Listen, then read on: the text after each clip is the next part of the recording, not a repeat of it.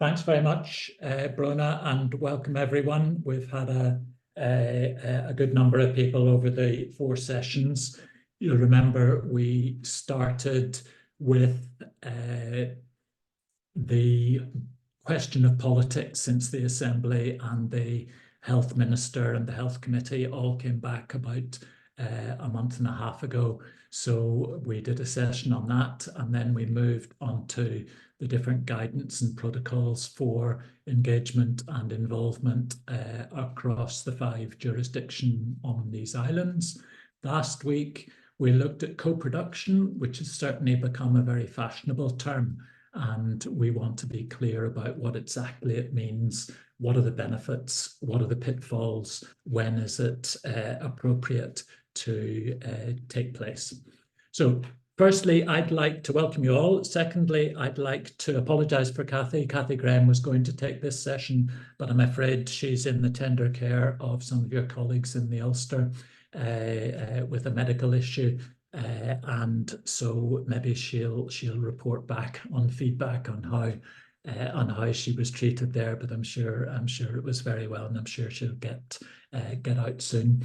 So the first question we want to address is about leadership. What are the leadership skills that are needed within your job to make involvement and engagement of patients, clients, service users active, lively, animated, meaningful, and not just, we hear often that it's seen as a chore, it's seen as a delaying factor, it's seen as not terribly helpful, but something you have to do. So what are the characteristics that we struggle with? The first question is a maths question, and that's the little frog there. There are 14 frogs on a log, okay? 3 decide to jump into the pond. How many are left on the log? So that's a genuine question. I want to see answers in the chat. 14 frogs on a log, 3 decide to jump into the pond. How many are left on the log? So get your chat box up at the top. 14, 14, none, 14, 11, none. The others jump after the splash. Oh, you're all good at riddles, but you're all different. 11, I see. Interesting. The answer is about listening. What I asked was 14 frogs on a log, 3 decide to jump into the pond. How many are left? So they've made a decision, but they haven't actually jumped. So the question for that riddle, and some of you succeeded in that, is 14. But the point of it is, how do we change our behavior? Now, that's a classic of, we listen to what we want to listen to. We thought it was a maths problem, and we thought it was a subtraction of 3 frogs from the 14, therefore 11. And a lot of you put 11. But when we listen more carefully, we hear that 3 had decided to jump, but hadn't actually jumped. Now, to make that into a health issue, I find this really, really surprising. But when cardiologists tell their seriously at-risk patients that they're highly likely to die unless they change their lifestyle, eating habits, smoking, exercise, do you know how many patients actually follow that advice? 1 in 10. So only 10% apparently follow that advice, even though it's life-threatening not to. Even the habits that have been built up over our lifetime in terms of exercise, eating, smoking are such that 9 out of 10 find it really difficult and really hard. And what we want you to consider today is, how does that affect our work in involvement? It's in the rules, it's in the law, it's in our training, it's in all the checklists, it's in all the toolkits about PPI, that we have to involve patients, clients, service users, carers. It's not just a good thing, it's a required thing, because it gets you better decisions that are more likely to have an impact. And yet human beings are complicated. We've got competing demands. We're desperate to lose weight, but we like to eat chocolate. We're desperate to do the right things, but our exercise falls off. It's too much hassle to get changed to go to the gym. It's too much difficulty to get the right equipment at home. And that's where we don't want PPI to become just an afterthought, that some sections do it well, but often we don't actually do it in our own lives because we're too busy or we're too tempted to do other things. So thinking about leadership and thinking back to the first session we did, because we were all, I think, certainly curious about Stormont and what was going to happen. Excited that we had a health minister again, and decisions might be able to be made, and budgets allocated, and things that were backed up in the system might be opened up. And so we've all been doing that over the last 6 or 7 weeks. We recommended that you dust down your own policy understanding, your own understanding of who were the people, the MLAs in your constituency, who were the ones who were on the health committee, who might be interested in your issue, your section, whatever, how you would do it. But did we do it? Did we actually, and that was 4 weeks ago, did we actually do anything? Did we write to our MLAs? Did we talk to them? Did we ask our bosses for more information? Did we sign up to websites to get push information? Those are all the consequences of learning and understanding if we're committed to doing it. And if health patients appear only 1 out of 10 committed, that is a serious question. Likewise, over co-production that we talked about last week. What does it mean in our job? What does it mean in our section? What does it mean for our desire as a patient or client to be more involved in the decisions that are being made in the health system? Now, here's an example that Cathy's been working on in West Wales, and it's to try and help people understand what we talk about as continuous engagement. We can all follow one-off involvement. We have to involve people in this decision. Let's get them around a table. Let's write to them. Let's WhatsApp them. Let's text them, whatever. But continuous engagement tries to get upstream, and it tries to build better, stronger relationships with various interest groups that are on your radar. And you'll see lots of these diagrams with different colors and different points. Find the one that works for you. Find the one that gives you the understanding and the confidence that it is going to have an impact on the service that you're providing. And you'll see here that a lot of stuff is pre the decisions and the inputs. So it's working out the rationale, it's listening to those you're asking, it's analysing what contradictory things and what contradictory evidence you may have heard, it's checking the understanding. Often we use terms loosely. We talked about partnerships being a fairly vacuous word in one of the earlier sessions, and we certainly don't want co-production to fall into that bracket. And then it's about the new inputs. What are the understandings, and how do we get people who are going to be involved? We then look at options development, really important task there. What are the various options? What are the constraints? And then do your formal consultation to make sure that people are appropriately involved, and then the implementation with evaluation.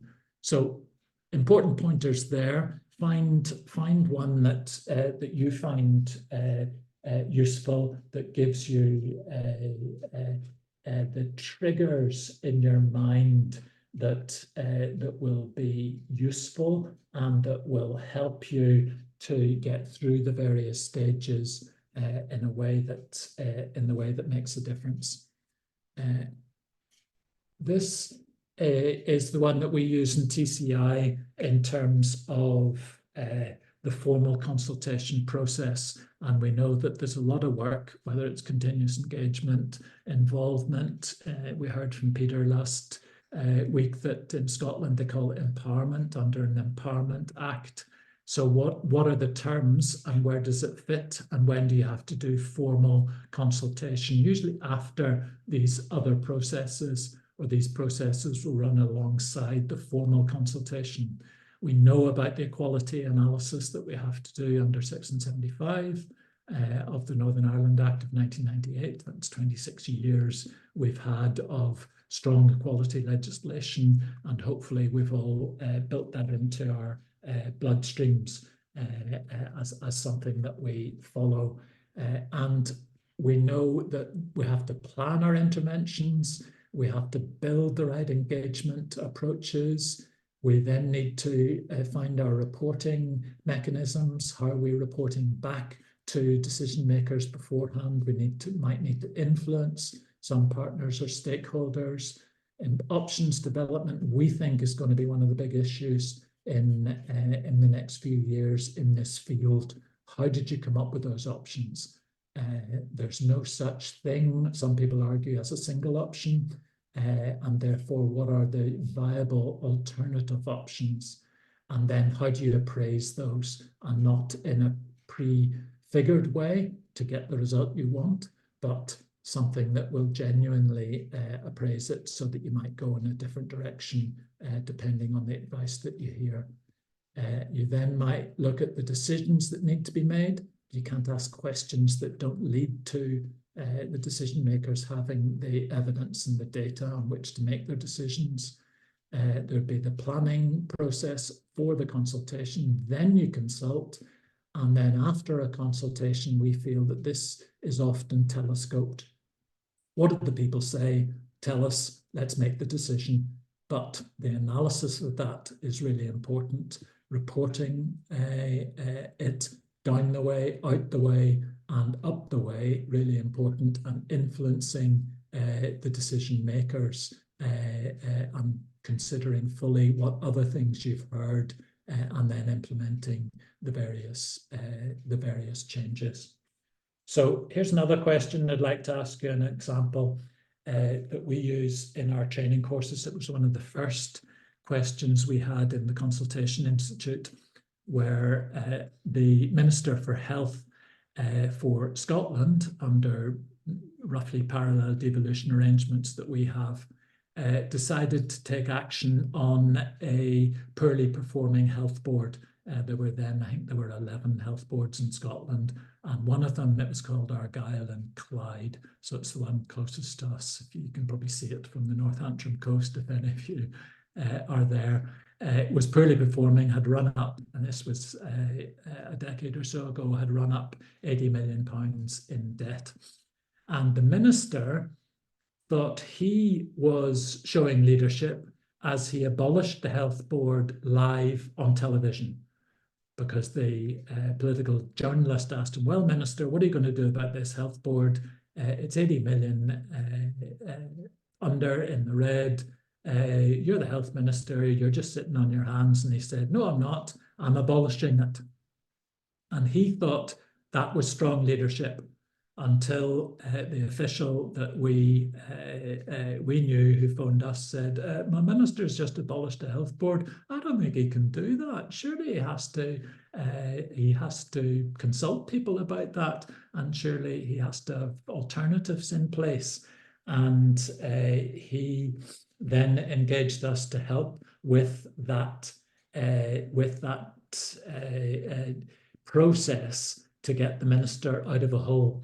So we often see that in political leadership. We call it going solo or doing a solo run, where a minister wants to be seen to be decisive and dynamic and responsive and doing stuff properly, and yet often they overlook the law, the equality analysis not done, the law that says in Scotland, you shall consult those who are going to be affected by decisions in changing public bodies and public services. And then the officials in the Scottish government decided that the solution was to draw new lines. If you abolish the health board, you just allocate that particular geography to neighbouring health boards. So they redistributed the board to the 3 neighbouring boards. So it was Highlands to the north, Ayrshire to the east, and Glasgow, you just see on the map there, that had the Greater Glasgow Health Board. So they thought it was about lines on maps, and got some wonderful computer-aided mapping tools that would allow people to click on to see where it was and where they would end up. But your instincts, and this is a serious question, your instincts are that it might be more complex. The services might change. There might be opportunities for mergers, reconfiguration. There might be big financial issues. Greater Glasgow was subsumed with its priorities. Might it be better to go to Highland to the north or Ayrshire to the east? Would your finances for your service be better protected if you went to A, B, or C of the options? Where would the headquarters be? Would you have easy access to your headquarters, which are in the area at the moment? How would you get, see bottom left there, Campbellton on the end of that peninsula? How would you get to Ayr? Because there's the plane there goes to Glasgow, it doesn't go to Ayr. How would you get by road when it takes 4 hours to go there? And how on earth would you get to Inverness, which is where the headquarters of the Highland Health Board are? So the question is, how do you raise these issues? When the Scottish government and the Scottish minister's made his mind up, the Scottish government are saying, just reallocate it. And how do you, as professionals within the system, how do you raise these important issues? And Justin, you've already almost answered it in terms of your point in the chat, which is great. You know, look at the problematic issues.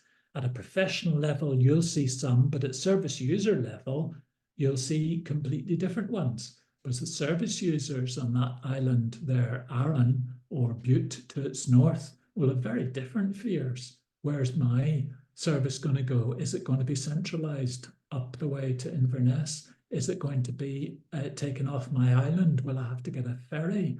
And you may have heard about the difficulties Scotland's had in building its ferries. So you've got different dynamics going on. So any answers to that? How would you raise these issues?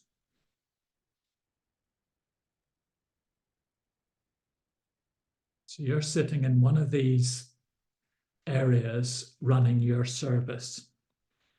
And Bernadette says you would gather the evidence and the facts to support your arguments. Okay. And where, Bernadette, would you locate these arguments? Where would you put them so that they would be heard? I think initially it would be a little bit like you've said about kind of getting the legal framework, picking that out, and knowing, you know, kind of what the baseline of what originally was provided there, and then maybe linking in with kind of key people on the ground that have been involved in that process, and try to kind of pick up from there and gather the facts in relation to kind of how things were doing, some of the issues, some of the challenges, and maybe trying to find some solutions there too. Good answers. That's the good research and planning elements of it. get the facts, find out what's going on, talk to people to see if your instincts are right or if they have alternative views. And as Justin reminded us earlier, there will be alternative views from those who provide the services, from those who receive them, and they may be productive meshing, but you need to check them. But this takes us into territory that we touched on in one of the earlier sessions, is what are you allowed to do?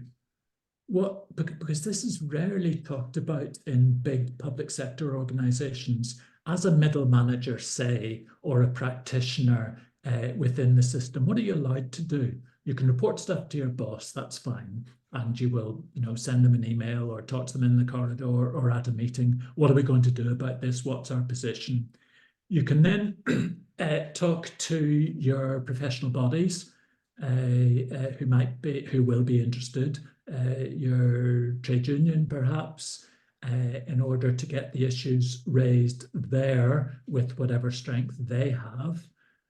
Now, what about with voluntary organisations who are out there and might be interested in campaigning on it? Are you allowed to give information to them, to nudge them to take it up?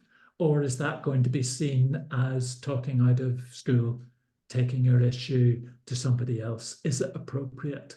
And these are really difficult questions because you don't want to get into trouble, but the big bosses who are in the three neighbouring health boards and in the Scottish Government will have an instinct of, let's get this sorted, let's help the minister out, let's get this board reallocated. And so there might be tensions in the different priorities that are important, and there might be protocols that you want to observe because you don't want to get into trouble and get thought of as being disloyal. And as Jacqueline reminds us, are there real facts or many differing facts of the same event, depending on the perspective? And that underlines it, because you could quickly get into real difficulty in terms of not towing the line if there seemed to be a corporate line for your service or for your particular geography. So your leadership skills are going to be tested there in terms of how you gather and then how you convey the findings, and your priorities might be different from others in the same building, in the same office, in the same section, in the same trade union, in the same professional body, and you'll need to work out how far you're prepared to go. How are you going to push this envelope? Where do you say, well, I've done my bit, I've given the information out, I'll stop, and where you become a champion or an advocate for it. And in this case, and the answer to this question, it's a great case study, is that we recommended, of course, that they do public meetings in order to make sure that this difficult geography with inhabited islands and difficult communication links, so there were 23 public meetings held.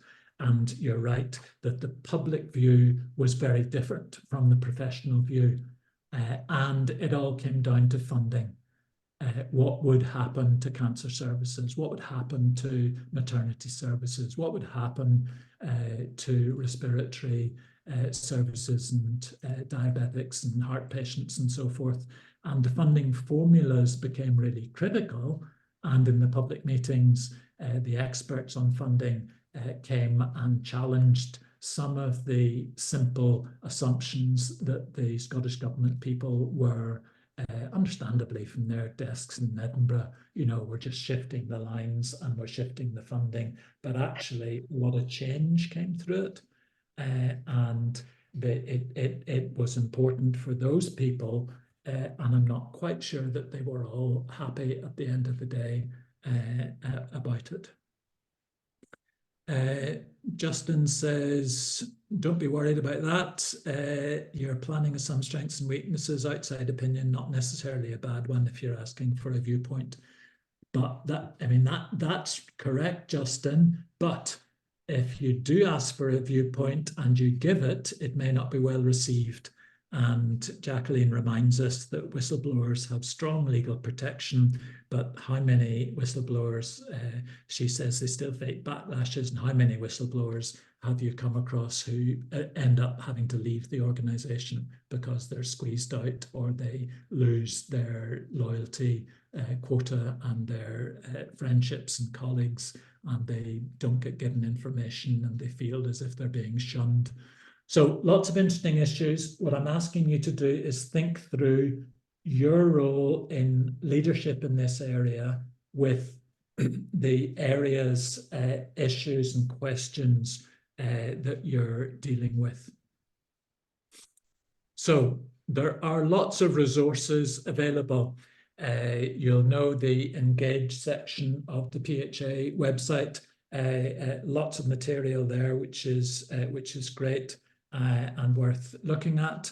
I know some of you are doing some co-production training as we speak in Templepatrick, I think it is. And so there's in-person, face-to-face training being provided. We've developed in the Consultation Institute, we have online courses you can do in your own time, and we've got online face-to-face courses which you can do from your desk or your computer, and we're returning to face-to-face classroom courses as well, and we've got a new advanced practitioner certificate that you can gather points for in the Consultation Institute. But first call would be Martin and Brona and colleagues in the PPI unit of the Public Health Agency who've run this seminar series. There's mentoring available and there's peer support, I'm sure, from colleagues. So lots of opportunities to do this professionally and appropriately. Now, let me do a couple of examples and then we'll throw it open. We were working for a while on flight path changes at Edinburgh Airport, which is one of the big Civil Aviation Authority responsibilities. How do you route planes? How do you route them efficiently so that carbon isn't wasted and fuel isn't wasted? But how do you also route them so that the noise is managed? Should you avoid areas of population, or should you avoid rural, calm areas? And there's a clear trade-off and a tension there. Who gets to say, I don't want the flights over my house? Or who gets to say, I do a lovely walk every Saturday morning, I don't want the flights over that? That's a trade-off. Can you get the planes out over the sea more quickly so that only fisher people are affected by the noise? But does that cost more carbon because you're turning to get to the sea and then you're going down the North Sea, say, if you're going south to Amsterdam or to London even? And is that a trade-off of more air miles for the carbon but less noise? And in Edinburgh's case, I remember there was a week to go to end the particular consultation on this, and their website went down and there was a complete outage and they lost 200 submissions. So they had the challenge, what do we do? Their instinct as a corporate body, they love them, was, oh, well, do we have to tell anyone? Maybe we can struggle through. We've had 6,000 submissions, so losing 200 isn't so bad. But no, they got over that very quickly and they fessed up, went public, said, we've had a disaster, we're really sorry, this is the reason, this is what we'll now do. We'll give you extra time, we'll give you extra support, we'll set up a phone line if you want to talk through your submission that you put down in writing and you haven't got a copy of it to resubmit. So they put in mitigations, and actually they felt that they became more credible and their reputation increased because they undertook that particular leadership route, which was embarrassing, but it gave them credit in the community for having put their hands up. Here's another one from East Riding in Yorkshire. where they were doing a reconfiguration exercise, and two academics wrote a report that claimed there were 39 flaws in their consultation. Now that's going to be embarrassing, because it gets into the local paper. Academics say consultation flawed, 39 mistakes.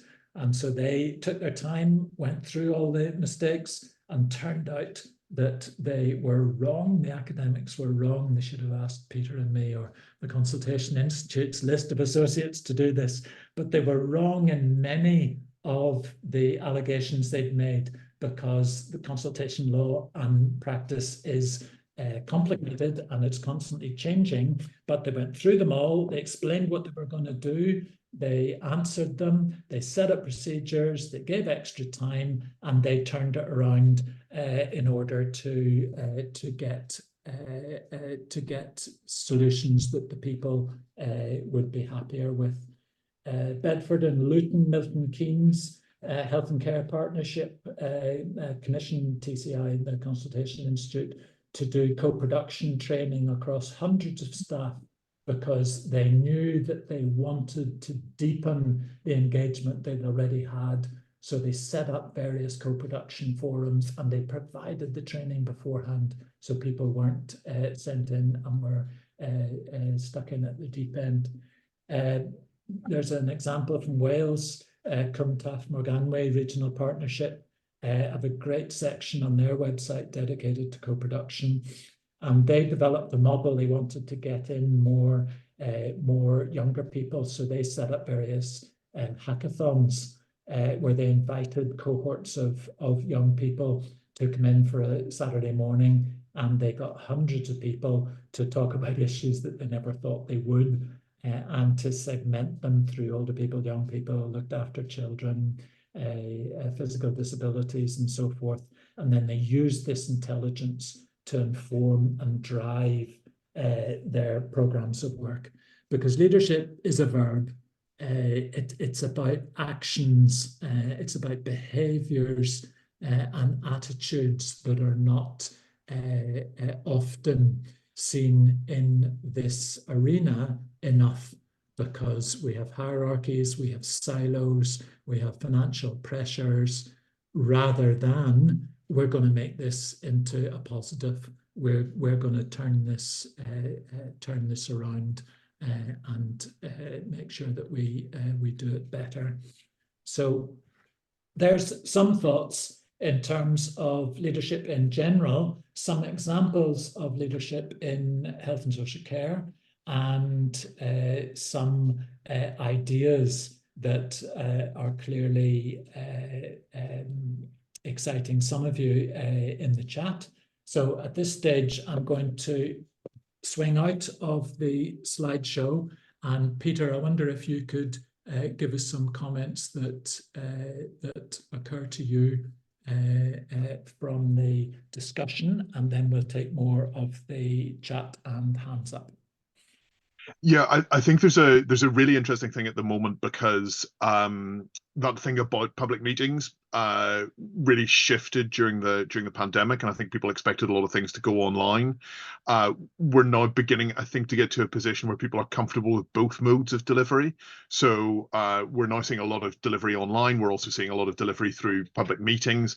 I think there's a really interesting question about what will happen where people realize you can submit very extensive consultation responses using AI, and if that's going to drive us back to in-person meetings where you have to be yourself, you can't send a hologram. And I think there are interesting questions about that. But I think one of the really interesting things is there's quite a lot of case law about how you can't do an online only consultation. I now think it would be impossible to do only an in-person consultation, only do meetings, and only see people in person, because people can't come to meetings. Some people still don't feel comfortable going out in public. There are some people who never could go out in public and who got access to things that they'd never had before. And I think there's a really interesting thing there about the different methods that you can use here, and very often it's about meeting people where they are. And I think really effective consultation is driven not by you setting out a perfect structure for yourself, but rather for you setting out ways in which people can talk to you knowledgeably about the issues at hand. And that's what's really important, I think, about consultation: meeting people where they are, giving them the opportunity to respond in ways that they themselves can easily respond. And that begins to get you into a position where you're answering some of the questions about equalities, about people who are seldom heard, although we maybe don't like that term. If you're doing that, then you're really beginning to bring more people into the process. And as I always say, one thing about consultation is if you don't do it right, you can end up in court. But the other thing about it is if you do it well, you can find things out that can help you to deliver better services, and you can design things better. And that's really what excites me about this, not so much the legal stuff, but getting things better, making things meet the needs of more people. And that I think is what the real golden opportunity with consultation is. Great, thanks. Thanks for that, Peter. Justin, do you want to comment on some of your points? I'm following them by skimming them in the chat, but you've made some interesting points there, and some is it South Essex example you were making, Justin? It wasn't. Well, I was in Luton actually, so I know Bedfordshire, Luton, and Milton Keynes very well. We sat on. They had quarterly public meetings, and you could talk about anything, but it was their perspective from what they planned to do within the next 3 months and longer sometimes. And they were asking public input onto what they thought about their plans and any possible problems. And then for 3 months, they would update their plans, what had been done, what was still ongoing, what was potentially a longer term issue that would not do that. And then they would take it to the top meetings where you would meet the chief execs and people at that level and have one-to-one chats with them. And they were quite productive because it was very two-way. You talked about sort of things that, oh, well, we might not agree with that sort of stuff, but you've got common ground out of it. So you could sort of interact with the professional and you bounce off of each other. And examples of good partnership in that, Luton Police, for example, they had 2 officers got the sack because of the way that they approach people with mental health issues. They went to a trust and said, what can you do to help us with it? So the trust actually took 6 of their police officers who were in training and put them in a mental health unit for a month to see the real world with no police powers, no police authority. Those guys now go out on the community and do the sort of like mental health issue cases rather than your normal beat coppers. Similar sort of thing that happened was that they asked members of the trust to look at the police policy of how they approach people and that sort of thing, and they revamped it, and then they wanted service user input into what they thought about it. It was a huge document. Basically, it was a critical friend went through it and said, well, that's okay, but try this. That's okay, but try this. That is not okay, and such like that. So that's where the public input comes into things. Try things that, you think, well, okay, that might not work. Well, okay, great, that might not work, but ask someone who sits on the ground to say, what's your opinion on this? Can it be improved? And it's about bringing the changes to, with something that worked 5 years ago may not work anymore. So it's being a bit creative. What are the new methods? What are the new ways that you can excite people and get them involved? Because if you do stuff again and again, they see it as a ritual and you're not terribly committed to it. That's really interesting. Thanks for those examples, Justin. Now we've got 2 Lauras, Laura Kavanagh and Laura Collins, asking about training and resources. Either of you want to speak about that? What's motivating you to try to learn more? I've tried to put some things, but I'll send some stuff afterwards when Brona sends the slides out for you all. Either Laura want to comment there? I'm actually dialing in from Ireland, and I co-chair the Patient and Service User Forum over there, and we just have a really enthusiastic community of patients and service users who are really interested. Probably we call it partnership over there.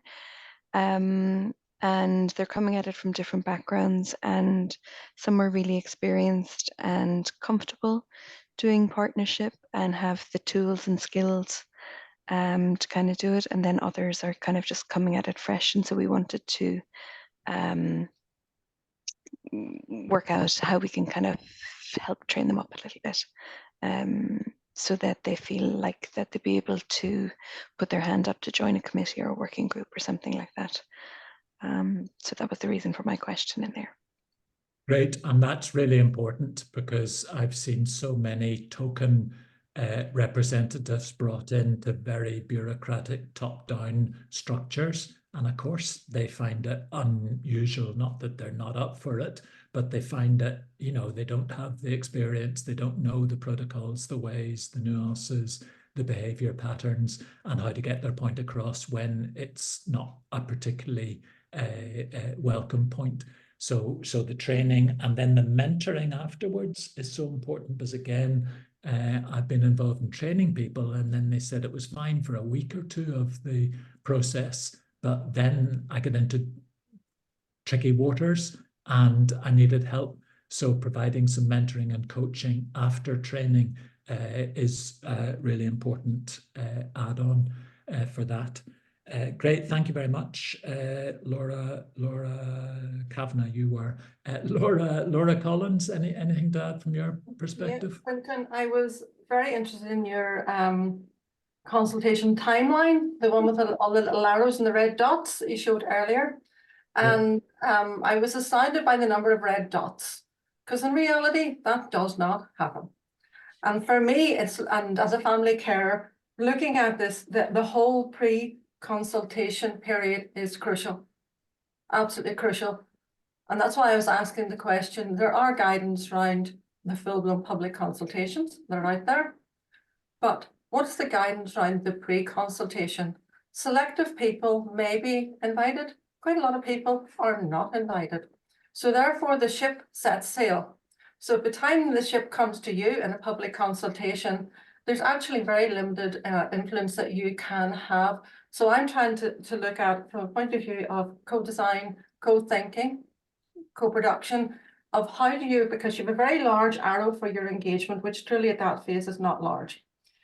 How do you ensure that you have people with lived experience, service users, family carers, that you can involve at those strategic levels early on in your design process? Because so often, stuff comes out and it's effectively a done deal, and no matter what you say, the system has decided. So it's, I mean, I've done some training with the UK Human Rights, and they were looking at the whole issue of consultation, and I've never seen anybody actually pick it apart before. As from a legal perspective, is that a valid, as we have had in the past, a 12-week consultation becomes a 3-week consultation. Things keep moving. I've not seen anything on point of view of your human rights as to what is an adequate consultation. And for me, as a family carer, EQIA is extremely important. But the difficulty is within those with dependents. That's where family carers come under the legislation, under Section 75. There are 4 subgroups. And the problem is the system doesn't actually disaggregate that data. So therefore, it cannot say it validly had a proper consultation with people. So for me, it is how do we start to drive back, knowing our legislation, to challenge a consultation to ensure that it actually is robust and it is recording the people that it has engaged with, those it hasn't. And as Peter said earlier, meet people where people are at and go and find those hidden voices, those ignored voices, those excluded voices, because those are the people for whom social determinants are the things that will drive the poorer outcomes that they get in their life, and ultimately want everyone to get a fair health service, a fair society. So how do we ensure that we consult, particularly in the pre-consultation phase? Thank you. Brilliant. Thank you, Laura. We should bottle that. Your description of PPI there in a couple of minutes was just brilliant. If you don't do it from the start, you have already set the direction of travel, and it becomes harder to turn it and shift it. We need to train people, support them through it, and then have adequate means. And it's such an important point that when you get to consultation, it has legal parameters and legal rights and legal duties, and therefore it can be challenged. Whereas a lot of these other terms like engagement and partnership and conversations and a call for evidence are sometimes attempts to evade the legal requirements of consultation, and therefore how you pull those in to responsible decision-making by the public body is really important.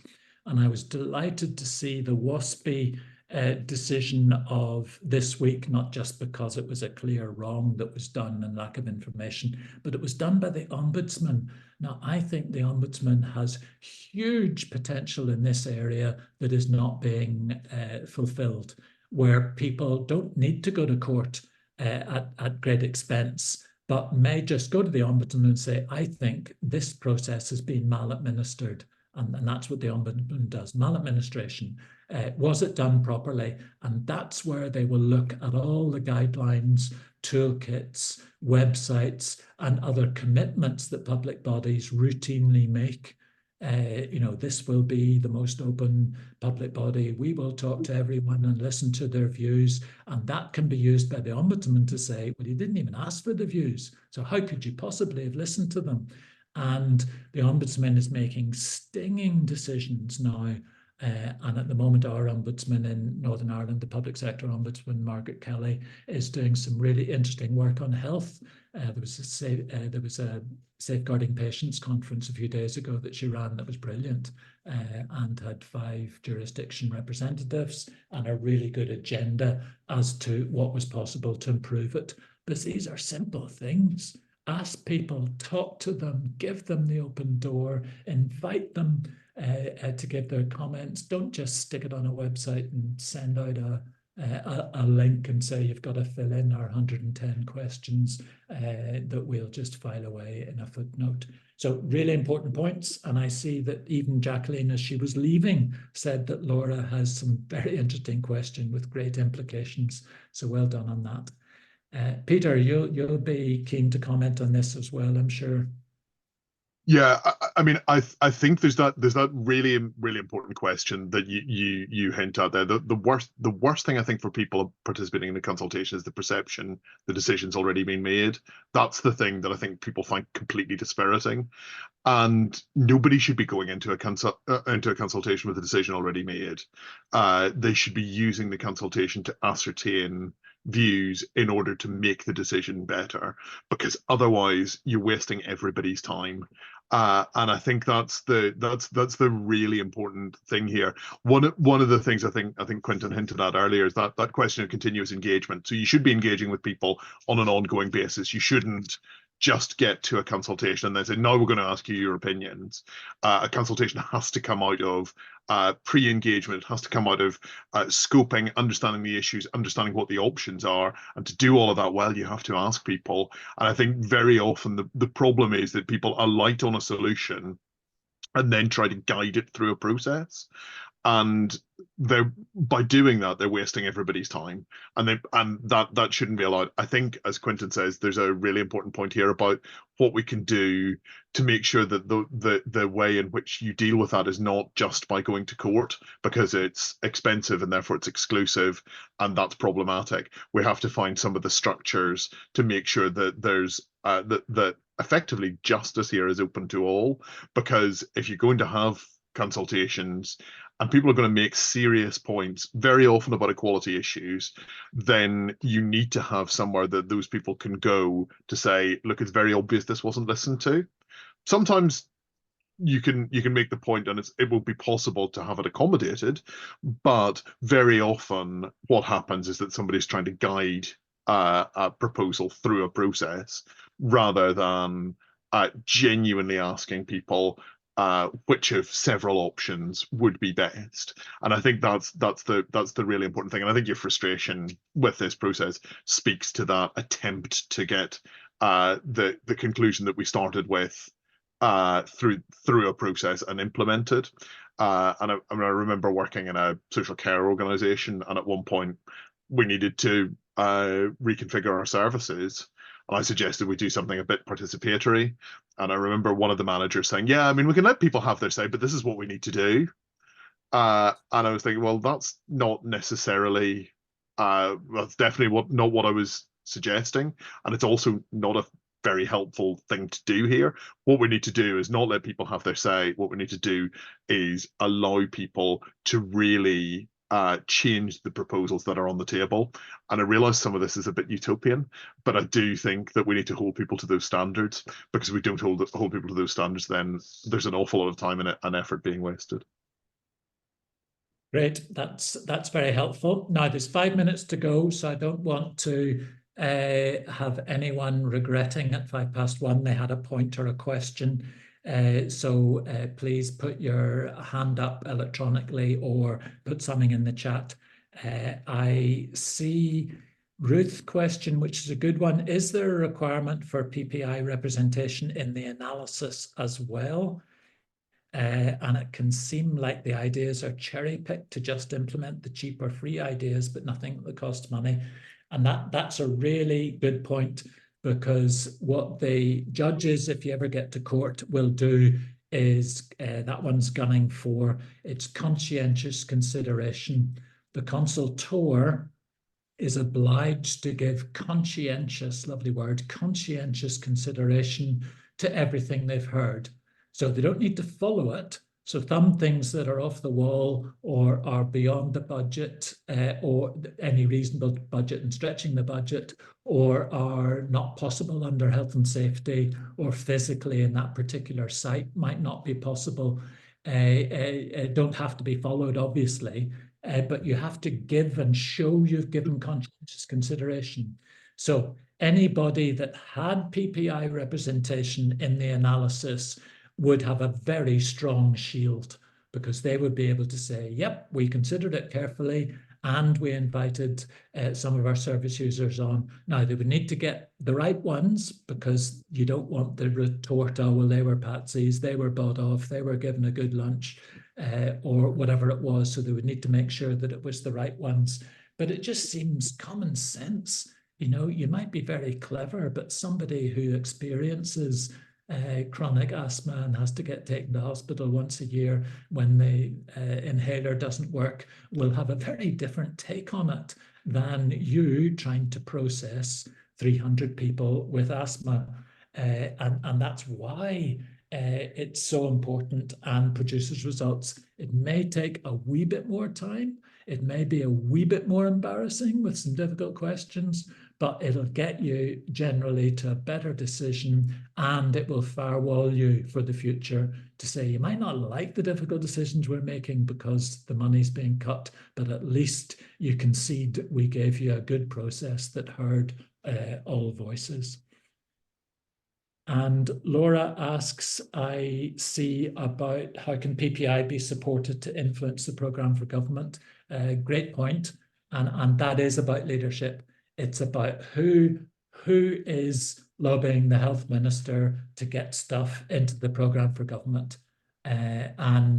Laura, I'm sure you have lots of different networks you're in, from stakeholder forums, from PPI groups, from the Patient and Client Council to the PPI unit in PHA, to the PHA itself, to your 5 MLAs, to your members of the health committee, to be pushing those things. But frankly, very few people are. They assume that it's a done deal. They assume it's just a merging of the DUP, Sinn Féin, UUP, not SDP, they're in opposition, Alliance Party manifestos into a programme for government. But it's a huge, complicated process, and they're often looking for external views, and they will stand up and say, my constituents have told me that this is really important. So great idea there. I think one of the things to say, with apologies for a sporting metaphor, you miss 100% of the shots that you don't take, and I think by assuming that decisions have already been made, you'll often allow a decision to go through that might not have if you'd raised your voice. So it's important to understand that sometimes the process is a bit more open than you expect it to be. Not always, but sometimes. Great. Thanks very much, Peter, and thanks for the contributors in the chat, which I hope we've given justice to. But there's a couple of them that two Laura's asked questions that I'd love to give them some links. So I'll do that with the follow-up. So from Peter and me, thanks very much. From Kathy on our trolley wait in the Ulster, regret that she couldn't join us today. She wanted to. There's one thing that's very good I found when I was in hospital recently is the Wi-Fi is brilliant. So you've cracked that problem, and so I shall pass on your best wishes to her. And I'll pass back now to PPI unit people. Bruna, are you still there? Is Geraldine there? Yeah, I'm here. Geraldine's just going to do finishing remarks. Thank you, Quentin. Yeah. Quentin, can you hear? I'm having great difficulty, so I'm really pleased to hear the Wi-Fi is good elsewhere, because I think you mentioned firewalled. I'm firewalled out here, so you can hear okay, Quentin, yeah? Indeed, work away, Geraldine. Yeah, okay. So firstly, just apologies, because I really had hoped to join, but for some reason, technical issues, so linking in via my phone, could feel the passion, honestly. It's just such an amazing topic. So Quentin, thank you to yourself and to Peter from the Consultative Institute. Very informative session. Certainly give a lot of food for thought, and you can hear that in the comments and also the contributions. The examples that you've given across the wider HSC really will help us think about our role, and certainly will facilitate us to develop stronger involvement, engagement, and particularly highlighted the importance of consultation. Laura, you're absolutely right. And from a public health perspective, we're always about to hear those voices that are excluded and to improve the outcomes for our socially deprived. Peter, you're certainly right. We need to meet people where they are. We don't start with a perfect structure, and certainly ultimately make things better. And again, Quentin, be creative and don't be ritualistic. So thank you both for your contributions. And again, from the PPI team and our own PHA, this is the last of 4 webinars. I'm very proud of the work that's been done within the team, and they'll be uploading that onto the Engage website, so you'll have access to those recordings. And all I want to say is just thank all of the people who've joined this session and the other 4 sessions for taking your time, for sharing your knowledge, your expertise, your experiences, and for contributing to a very successful event. So thank you all, and wish you best for the rest of this afternoon. Thank you all. Bye. Bye.